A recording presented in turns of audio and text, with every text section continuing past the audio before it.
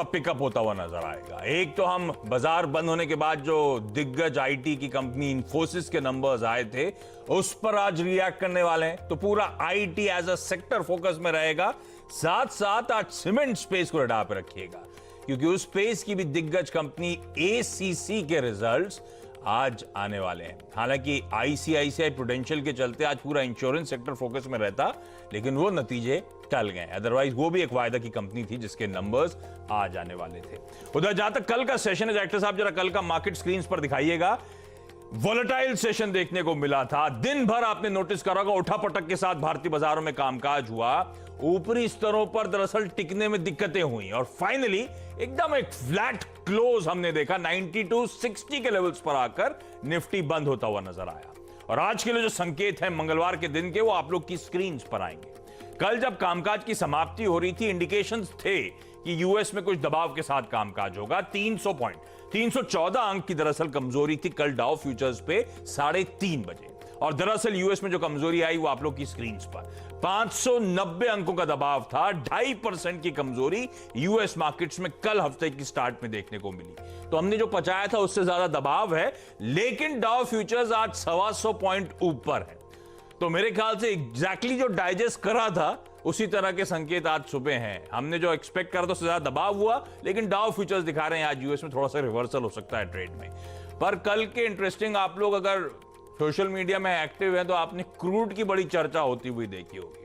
Crude के दाम, Brent crude में कोई दिक्कत नहीं, 27.14 पे था कल 3:30 बजे, आज $26 के आसपास है। देखिए 26.3 के आसपास, तो एक हल्की कमजोरी के साथ ओवरनाइट ट्रेड देखने को मिला। सारी कहानी जो उसके बगल में है यूएस क्रूड की, नाइमेक्स की, वो कहानी है। कल एक मई का फ्यूचर एक्सपायर होने जा रहा था और वहां पे हमने देखा उस कॉन्ट्रैक्ट में मैसिव सेल ऑफ देखने को मिला। और मेरे ख्याल से हिस्ट्री में पहली बार ऐसा हुआ कि नाइमेक्स का एक ट्रेड आपको फ्यूचर्स का $37.63 निगेटिव में देखने को मिला था, माइनस। इसका मतलब आसान शब्दों में प्रोड्यूसर्स ट्रेडर्स को पे कर रहे थे अपने हाथ से ऑयल उनके हाथ में पहुंचाने के लिए। खैर ये टेक्निकल एडजस्टमेंट्स होंगे। उसके बाद एक बाउंस बैक हुआ और आज नाइमेक्स हालांकि प्रेशर में है, प्रेशर लगातार माउंट होता हुआ, लेकिन अभी भी देखिए आपकी स्क्रीन पे कहां पे बहाव खड़े हुए हैं। तो हिस्टोरिक दिन था कल क्रूड के लिहाज से। क्या हुआ था वो नीरज भाई से डिटेल में समझूंगा। सोने का एक बार भाव दिखाइए 1689 और हमने छोड़ा था 1695, तो अमूमन उन्हीं लेवल्स के आसपास। ये है ओवरनाइट क्यूज।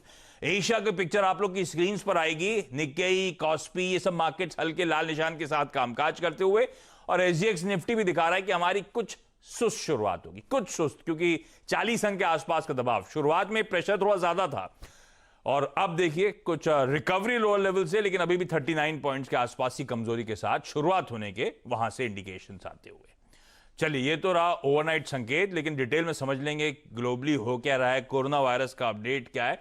नीरज वाजपेयी से डिटेल में चर्चा होगी उस पर। वीरू समझाएंगे कि आज की फिर स्ट्रैटेजी क्या होनी चाहिए इस बाजार में, और वरुण आपको स्क्रीन पर नजर आएंगे जो बताएंगे आज के stocks in news. Neeraj ji good morning. कितनी गुड है ये मॉर्निंग? Good morning. देखिए अमरीकी बाजारों में कल जो कुछ भी हुआ उसके पीछे की पूरी कहानी कच्चे तेल से जुड़ी हुई है। WTI जो वेस्ट टेक्सास इंटरमीडिएट है उसका भाव कल एक समय ऐसा आया कि नेगेटिव में चला गया, $37 नीचे ट्रेड करने लगा। उसकी बड़ी वजह यह है कि जो मेक कॉन्ट्रैक्ट है उसकी डिलीवरी होनी है और आज उसका आखिरी दिन है क्रूड सेटलमेंट होने का। और इन्वेंट्री इतनी ज़्यादा है, सप्लाई इतनी ज़्यादा है कि उसको रखने की जगह नहीं है। और ये जो क्रूड होता है ये खास तौर पे उन्हीं यूरोप और अमेरिकी देशों में बिकता है, ये एशिया में बहुत कम चलता है। और एशियन रिफाइनरीज में वैसे भी बहुत ज़्यादा जगह नहीं है यहाँ पे, तो वो बिक नहीं रहा था और उसकी डिलीवरी लेने के लिए कोई तैयार नहीं है। प्रोडक्शन आप रोक नहीं सकते हैं, रिफाइनरीज ले नहीं रही हैं, तो वो क्रूड जाएगा कहाँ? तो इसलिए उसका भाव गिरा, क्योंकि उसका कॉन्ट्रैक्ट आज सेटल होना है, तो प्राइस गिरने की एक बड़ी वजह ये थी। एशियन मार्केट में हो सकता है कि इसके बायर मिल जाते, क्योंकि इतने नीचे प्राइस पे अगर मिल रहा है तो अपनी क्रूड बास्केट में इसको डाल लेते, लेकिन ट्रेडिशनली एशियन मार्केट में जो है वो ब्रेंट बेंचमार्किंग चलती है और दुबई का प्राइस चलता है, तो इसलिए वहाँ से बहुत ज़्यादा लिया नहीं लोगों ने। और साथ ही यहाँ पे भी तो दिक्कत है, एशिया जो सबसे बड़ा मार्केट है यहाँ डिमांड नहीं है, ना भारत में डिमांड है ना चाइना में डिमांड है, तो क्रूड लेगा कौन, इसलिए WTI में इतनी बड़ी गिरावट देखने को मिली है और अब वो सेटल हो रहा है। तो आप इसको एक, अगर आप टेक्निकलिटीज छोड़ दें कि कॉन्ट्रैक्ट कब सेटल हो रहा है, सीधे सीधे मोटे तौर पे समझिए कि डिमांड बिल्कुल बुरी तरीके से गिर गई है और उसका खामियाजा भुगत रहे लोग। अब जून कॉन्ट्रैक्ट अब आने वाला है, देखिएगा जून डिलीवरी के लिए क्या होता है, क्योंकि अभी भी आधे सेंट से ऊपर WTI ट्रेड कर नहीं रहा है। तो इसका इम्पैक्ट आप आने वाले समय में ब्रेंट पे देखेंगे जो कल 10% गिरा है। नेट ये कह सकता हूँ कि डिमांड बिल्कुल नहीं है और क्रूड की स्थिति जो मैंने आपसे बहुत पहले कही थी वो आपको सामने दिख रही कि और गिरेगा ये, और ब्रेंट भी गिरेगा भी, तो इसमें कोई शक नहीं। तो इसी वजह से कल अमेरिकी बाजार 600 पॉइंट नीचे गिर गए, क्योंकि जब कोई एक चीज़ ट्रिगर होती है तो उससे एक पिक्चर पेंट होती है, और वो पिक्चर पेंट हुई कि इकोनॉमी की हालत ये है, डिमांड है नहीं, क्रूड इतना बुरी तरीके से ध्वस्त हो गया है, तो बड़ा नुकसान हो सकता है अमेरिकी कंपनियों को जो वहाँ ऑयल प्रोड्यूसर्स हैं। तो ये एक बड़ी स्पाइरल चीज़ बन रही है, और ये मैं कह रहा हूँ सिर्फ ये कहानी की अभी शुरुआत है। अब आगे आगे देखिए क्रूड की कहानी अभी आगे बहुत कॉम्प्लेक्स और बहुत भयानक होने वाली है।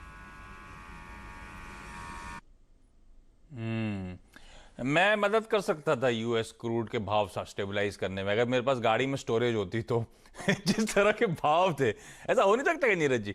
तो अब अच्छा, आप बिल्कुल आप अपने MCX में जाइए और डिलीवरी के लिए लिखवाइए। अच्छा, इस बीच कोरोना वायरस को लेकर अपडेट्स क्या हैं? क्योंकि जब ऑफिस आते हैं तो कई जगह क्वारंटाइन के वो पोस्टर्स लगे हुए हैं, बिल्डिंग के सामने बैनर्स, और लिटरली ऑफिस के आसपास के एरियाज में तो टोटल लॉकआउट टाइप है, वो बैरिकेडिंग हो चुकी है रोड्स की पूरी। क्या अपडेट्स हैं? दिक्कत हो रही है ना अब थोड़ी सी? देखिए कोरोना को लेके तो इंडिया और क्या ग्लोबली भी है। कल अमेरिका में आप देखिए, न्यूयॉर्क में हालांकि जो सिचुएशन थोड़ी इंप्रूव होती हुई दिख रही है, लेकिन कल देखिए बहुत ज़्यादा, करीब 26,000 नए केस आए हैं और डेथ टोल 42,000 पहुँच गई है। तो अभी भी वहाँ पे नए केसेस खूब निकल रहे हैं, टेस्टिंग हो रही है और खूब नए केसेस निकल रहे हैं। चूँकि एक सिंपल इन्फ्लुएंजा है, तो अगर आप 10 लोगों को टेस्ट करेंगे तो 4 उसमें निकल ही जाएंगे, और ये कहीं भी हो सकता है दुनिया में, आप जहाँ टेस्ट करेंगे वहाँ निकलेंगे। तो इसलिए वहाँ बहुत ज़्यादा केसेस निकल रहे हैं, लेकिन न्यूयॉर्क में थोड़ा टेपर डाउन होता हुआ दिख रहा है। लेकिन भारत में स्थिति ठीक नहीं है। भारत में आप 18,500 के आसपास आपका नंबर पहुँच रहा है, और भारत के नक्शे में अगर आप देखेंगे तो महाराष्ट्र हॉट स्पॉट है, और महाराष्ट्र के नक्शे में देखेंगे तो मुंबई हॉट स्पॉट है, और मुंबई के नक्शे में देखेंगे तो साउथ मुंबई का ये जो इलाका है जहाँ पे हम लोगों का ऑफिस है, ये हॉट स्पॉट है। 4,500 लोग खाली महाराष्ट्र में हो चुके हैं और 2,000 के आसपास मुंबई में। तो भारत की सिचुएशन डेफिनेटली खराब है। अगर आप इसका ग्राफ प्लॉट करें तो आपकी जो डेथ्स हैं वो तो स्टेबल है, वो बहुत ज़्यादा नहीं हो रही, लेकिन नंबर ऑफ केसेस एक्टिव के एकदम आपका चार्ट का जो लाइन है बार की एकदम सीधी खड़ी हो जाती है।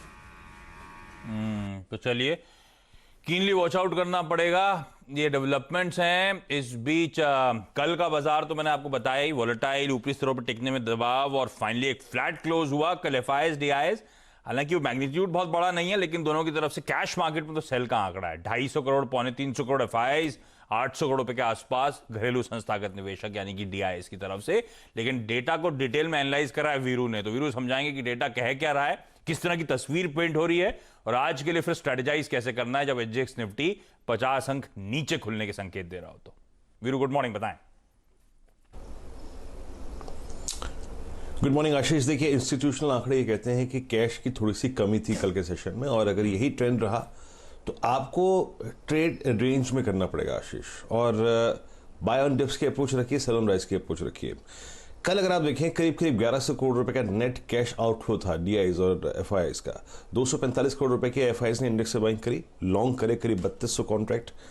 इंडेक्स ऑप्शन में उनके कॉन्ट्रैक्ट ये कहते हैं कि आशीष कॉल शॉर्ट की उन्होंने करीब 3000, जो कि इंडिकेट करती है कि 9400 का जोन जो है ना निफ्टी पे, वो एक रेजिस्टेंस के तौर पे काम करेगा, याद रखिएगा। और नीचे थोड़ी पुट लॉन्ग करी है, लेकिन पुट शॉर्ट उन्होंने काटी है, तो थोड़ा सा बेस हल्का सा नीचे खिसक सकता है। इसके संकेत इनके ऑप्शंस के सेट से मिल रहे हैं, और स्टॉक फ्यूचर्स उन्होंने बेचे। आशीष, कल के बाजार में दो चीजें थी जो सिखाती भी हैं और आज के लिए स्ट्रेटेजाइज करने में अगर आप देखें मदद भी करेंगी। बहुत बड़ी गैप अप ओपनिंग को ना खरीदिए। कल अगर आप देखें जितनी बड़ी गैप अप ओपनिंग हुई, एसजीएक्स निफ्टी जब हमने मुलाकात की क्या कह रहा था और हम कहां किस रेंज में खुले, उसमें बहुत बड़ा डिफरेंस था। आशीष, आज के लिए बेस है, याद रखिए, 9050 और 9146, क्योंकि 9000 और 9100 की पुट में कल भी काफी स्ट्रॉन्ग पुट राइटिंग हुई है।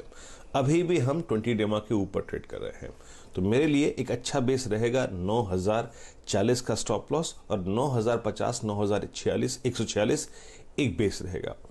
मैं किसी भी सर्कमस्टेंसेस में अगर बाय करूंगा तो इसी रेंज में करूंगा, इसके थोड़ा नजदीक करूंगा। और ऊपर जैसे कि मैंने कहा एफआईएस ने कॉल भी शॉर्ट करी है, तो ये मान के चलिए कि कल का हाई यानी 9350 और 9380 एक रेजिस्टेंस के तौर पे काम करेगा।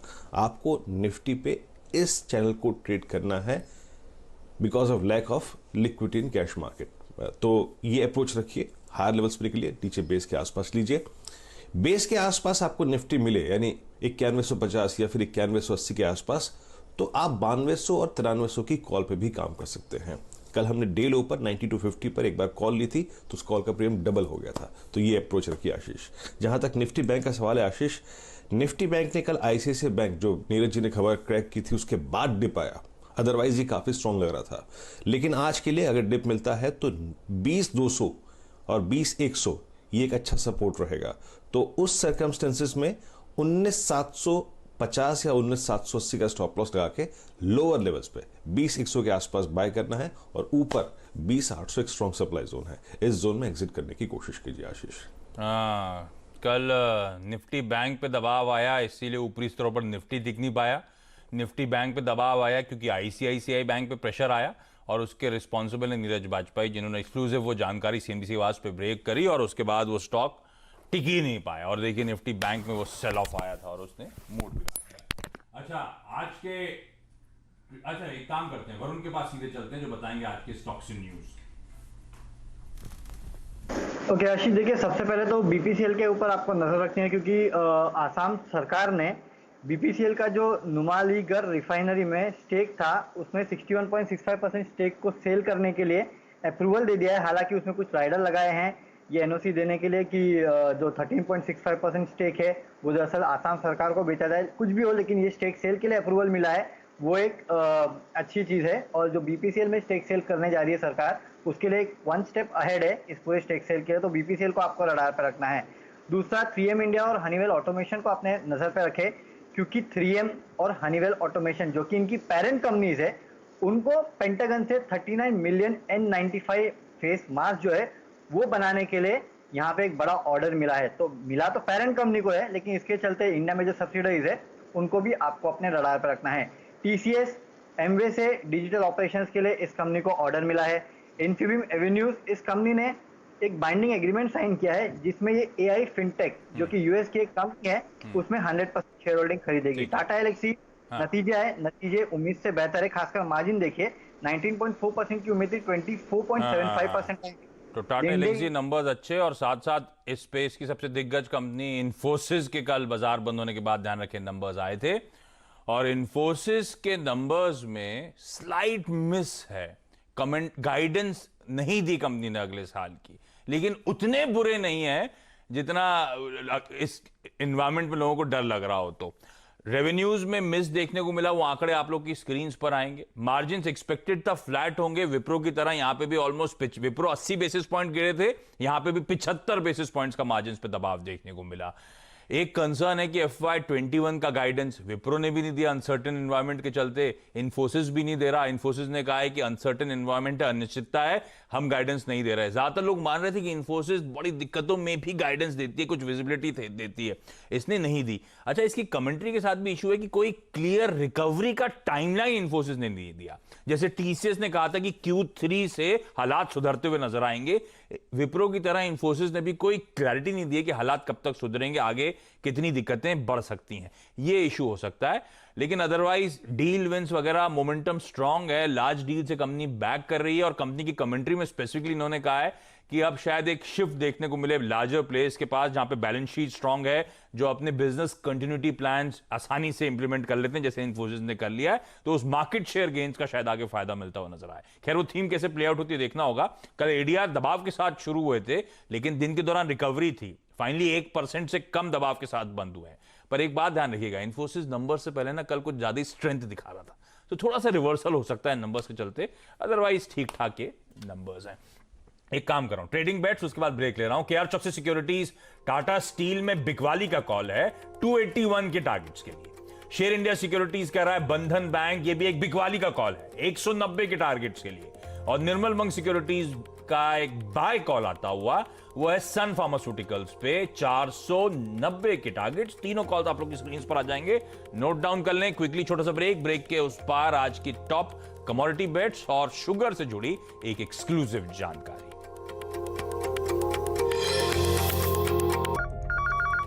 ब्रेक के बाद आपका स्वागत है। और चीनी कंपनियों को आज अपने रडार पर रखिएगा। चीनी कंपनियों को जल्दी बड़ी राहत मिल सकती है। सीएनबीसी आवाज को मिली एक्सक्लूसिव जानकारी के मुताबिक सरकार इंडस्ट्री को नकदी मुहैया कराने के अलग अलग विकल्पों पर विचार कर रही है। मिसाल के तौर पे सॉफ्ट लोन की मियाद बढ़ाने पर विचार जारी है। मियाद बढ़ाने से 7,500 करोड़ कंपनियों के पास नकदी आती हुई नजर आएगी। कंपनियों ने मियाद 1 साल और बढ़ाने की मांग की है और कई सारे और विकल्प पर विचार हो रहा है। इस पर डिटेल में कवरेज आगे आने वाले शो स्टॉक 2020 में होगा और लक्ष्मण के एक्सक्लूसिव जानकारी लेकर आए।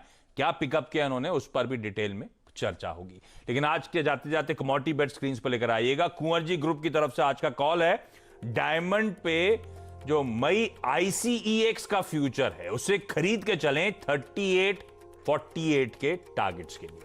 जाते जाते SGX निफ्टी हल्की कमजोरी के साथ शुरुआत होने की इंडिकेशन। और वीरू मेंशन अच्छा कमजोरी थोड़ी सी बढ़ती हुई 1% अब दबाव के साथ SGX निफ्टी कामकाज करता हुआ। लेकिन वीरू कह रहे हैं 9100 9400 मोटा मोटी एक दायरा है, उस दायरे को आपको स्मार्टली प्ले अप करना है और फार्मास्यूटिकल स्टॉक्स रडार पर रखिएगा। शायद वो आज ट्रेड में आउट परफॉर्म करते हुए नजर आए। चलिए इस नोट पर आज के मॉर्निंग कॉल में इतना ही। ब्रेक ले रहा हूं, ब्रेक के उस पार स्टॉक 2020। नमस्कार।